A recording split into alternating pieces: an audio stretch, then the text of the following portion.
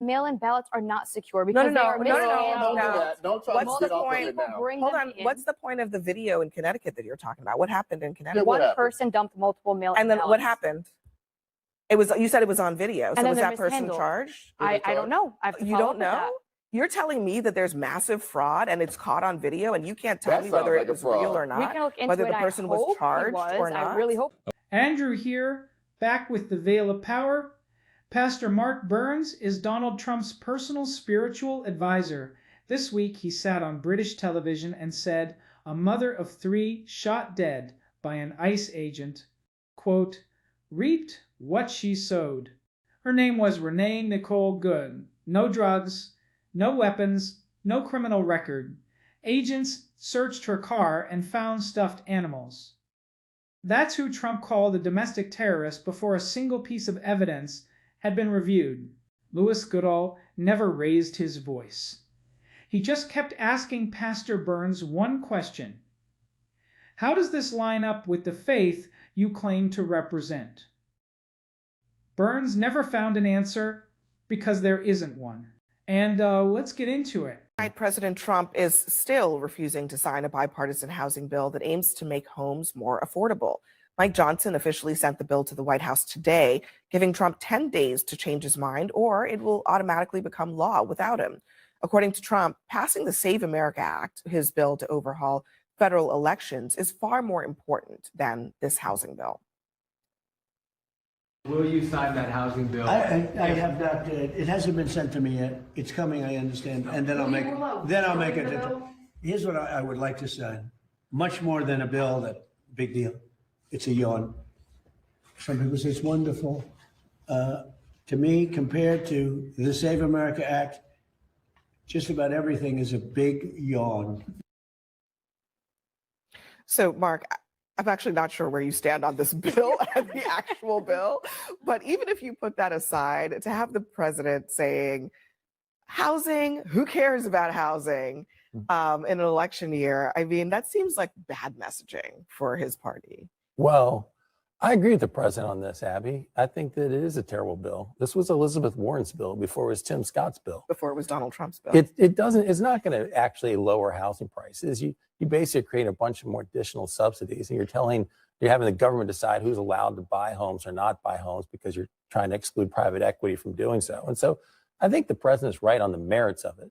Having said that, doesn't even know what's in the bill. having said that, what the president did do is his whole team walked Congress to this point and got Mike Johnson and John Thune to be pushing for it, and now they're cutting their legs out from underneath them. So on the merits of the bill, I totally agree. On the process, it's flawed. But Mark, you read the bill. That do help people to afford housing. And that is just as a fact. It's a Democrat bill. It doesn't matter if it's a Democrat or Republican. It is a bill that does help. Takes taxpayer dollars and subsidize housing. So does it or does it not help some people to afford housing by bringing it down? It will not have a big impact on the economy at all. Does it help some people? And it'll hurt some people. Does it help some people? It helps some and hurts some. Okay, well, okay. I'm talking about the people that it helps, right? So even on the low end, even on the low, can you stop talking? That would help me a lot. Thank you so much. Even on the low end of the spectrum, mobile homes are big for people who are very poor, just getting into the housing market. There's a rule now that requires them to have kind of this, the ability to keep moving right underneath the mobile home. The bill takes that off. Like, you don't have to have that. Most people get a mobile home, they put it one place, they never move it again. You don't need that, and that's going to save like $5,000 for someone who's struggling, who wants to afford a mobile home, and that will be their home. $5,000 off of that mobile home is really significant. I think we just kind of get blasé about like, oh, this doesn't help anyone. It actually does help people, particularly people who are struggling for homes, not trying to buy $1 million house, trying to buy a $40,000. So what Charles is talking about, I mean, just some of the other things in this bill. It limits the number of homes that investors can buy. This is the Elizabeth Warren part, but also this is also the Donald Trump part, because earlier this year he said he wanted that.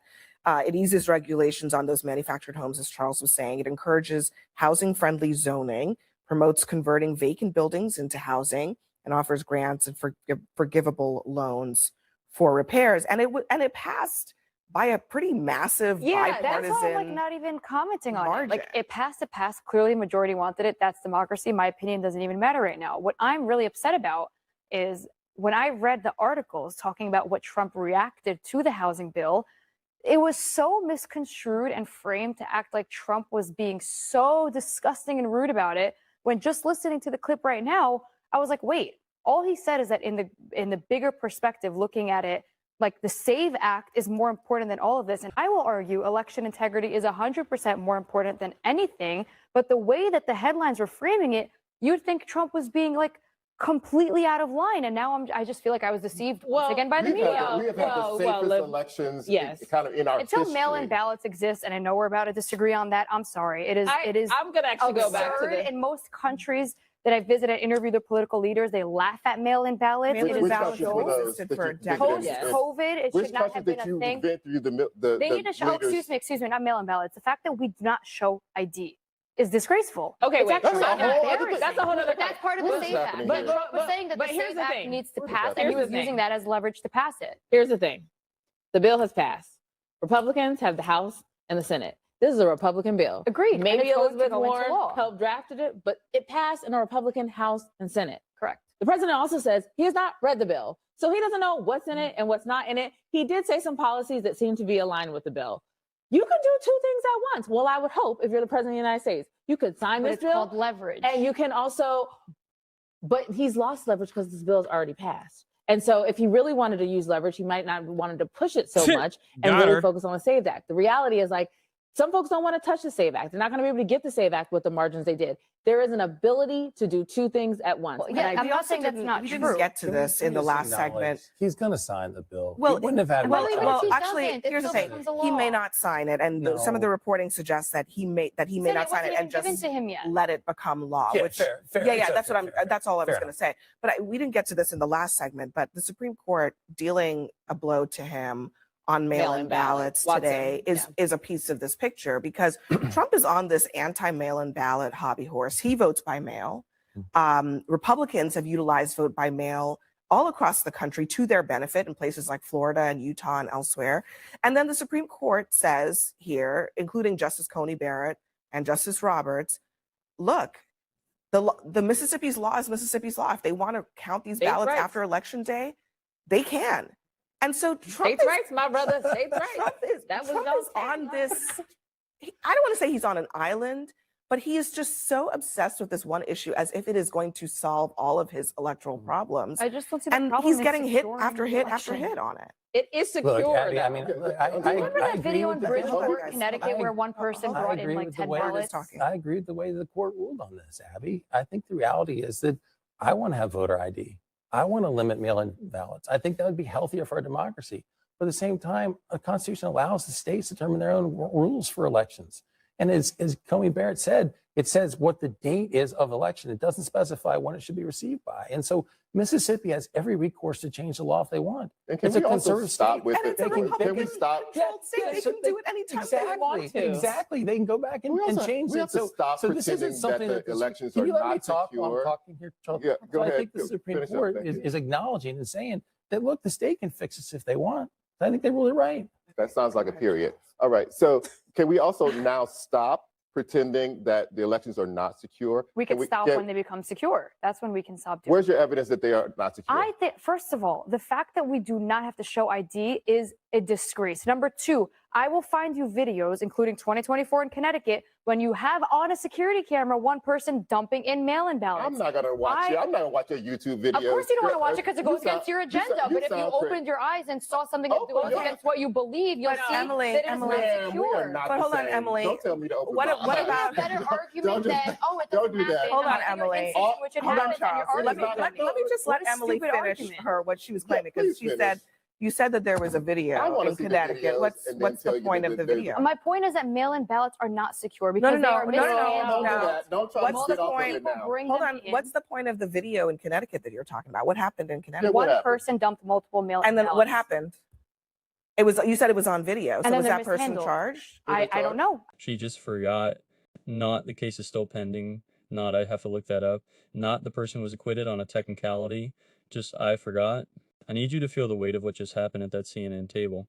Emily Austin walked onto a national news program, cited a video as evidence that American elections are so compromised that 21.3 million eligible citizens need to clear new documentary hurdles to vote, and when asked the single most basic follow-up question a journalist can ask, what happened?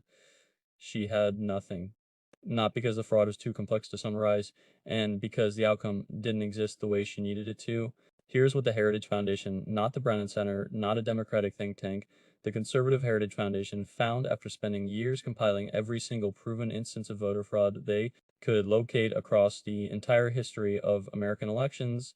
1,567 cases total ever in a country of 330 million people that has held elections for 250 years. Emily Austin just built her entire argument for disenfranchising millions of Americans on top of a video she can't remember.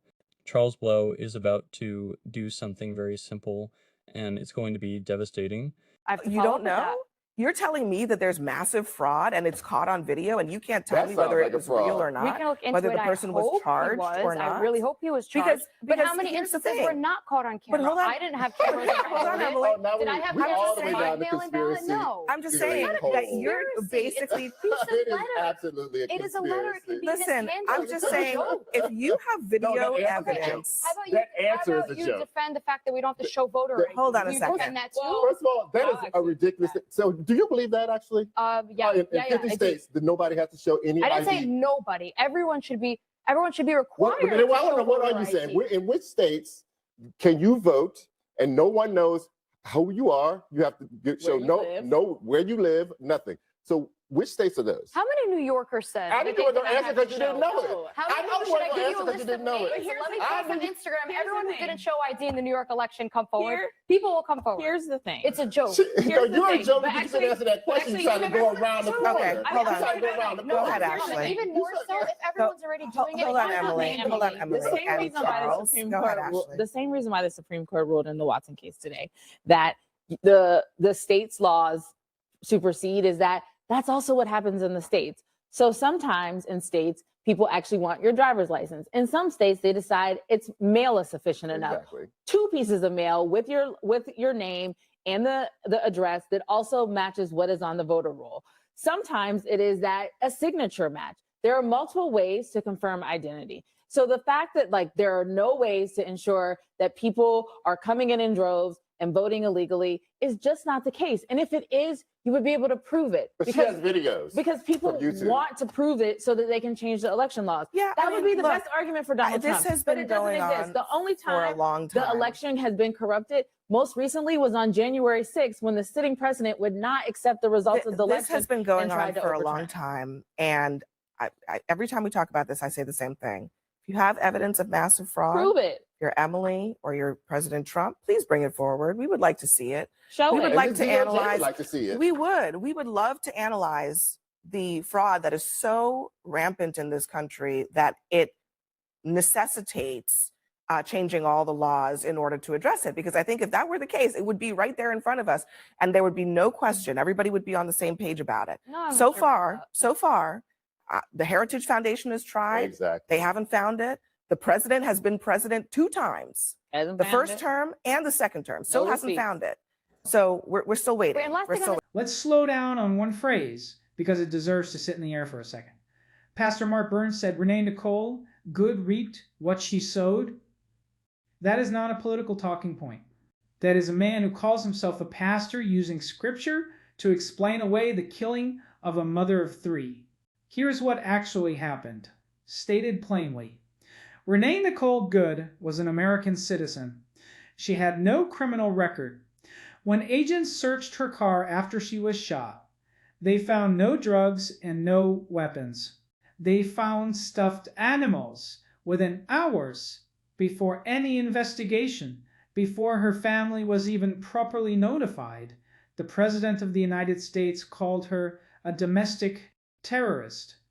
His own spiritual advisor then went on British television and defended that framing using the language of sin and consequence. Watch how Burns built his defense, because none of it was random. First, he said she used her car as a weapon, but the circumstances of that encounter are disputed by Minnesota's own state government, not by some fringe voice online. The The state directly contradicts the federal account, and Burns simply treated the federal version as settled fact. Second, he compared her to a terrorist driving into a crowd. Think about that comparison for a second.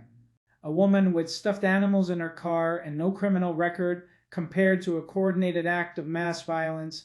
That is not an accident of language. Once you attach the word terrorist to someone, people stop asking what actually happened. That is the entire purpose of the label, and Burns reached for it without hesitation. Then came the moment that says everything about where the religious right in America has landed. Louis Goodall asked one simple question: how does this align with Christianity?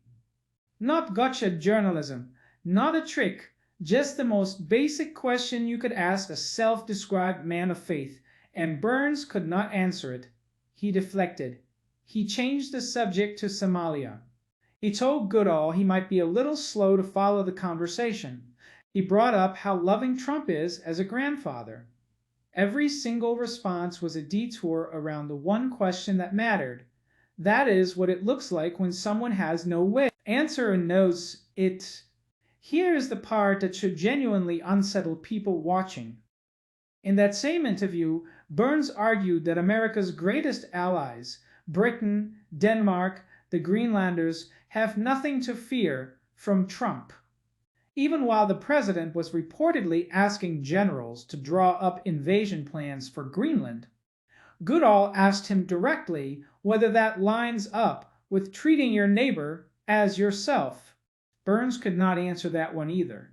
So the same man defending a president's threats against allied nations who have done nothing wrong is the same man defending the killing of a woman whose only documented offense was driving away from federal agents in a disputed encounter. Notice the through line.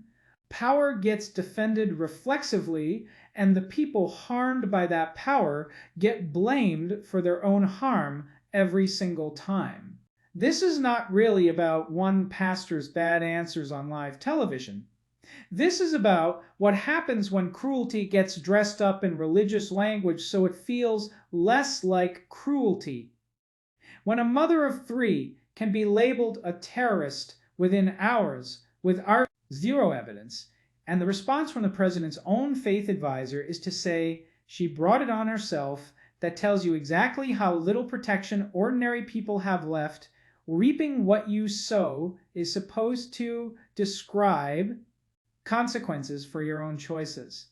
It is not supposed to describe getting shot by a federal agent while your children wait for you to come home. Louis Goodall never had to raise his voice. He just kept asking the only question that mattered, and the silence that followed told you everything. Drop your reaction in the comments. Share this with someone who needs it. And subscribe to the Veil of Power. Andrew out. Let's go.